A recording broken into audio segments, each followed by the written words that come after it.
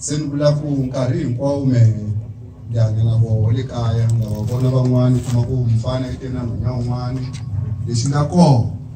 yi tshama masiku hinkwawo ni pfuxela vana va me kaya nkarhi na nkarhi na va pfuxela ni vona ku lweyi se wa bungela lweyi i endla swo karhi ni endla leswaku no ni va byela ku he va ka hina leswiwa masiku lama na ku na mavabyi swi lava mi tisirhelela na ku lowa wa xisati loko se a ku fika nkarhi lowu wa ku i ya masikwini swi kahle na ya tisirhelela na ko loko hina hi la ku kombisa ku hi etlela na mhaka leyi la a yetlelaka koho isayiti ra yena mbedweni hi fanele hi twisisana ku va na always a va na sayiti ra yena a nga cincacinci ka va khale ka khaleni kusukela that's why kuma ku wa xisati loko fike nkarhi wa ku a ya masikwini a yetlerisiwa hansi hi ku ka wa xinuna loko wo fika a yetlela na yena laya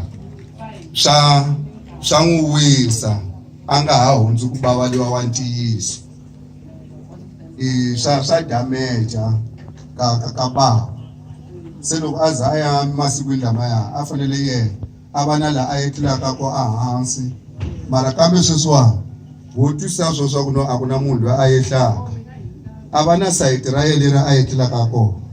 ku sayiti leri a nga cincacinci hala ku tshama ku ri ka bava hi ku i ta ni damage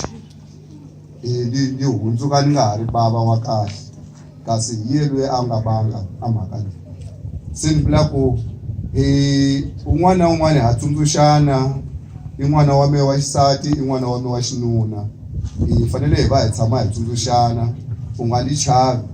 ni byeli leswi nga ku u na ti-problem ta koho na me ni fanele ni tshama ni tiva me ni ri bava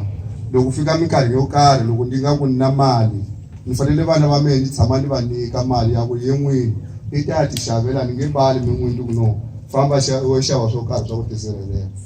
loko fanele ni n'wi nyika mali leswaku ye n'wini i ta swi tiva swa ku no i fanele a ya xava swo karhi no a ni nge le va ka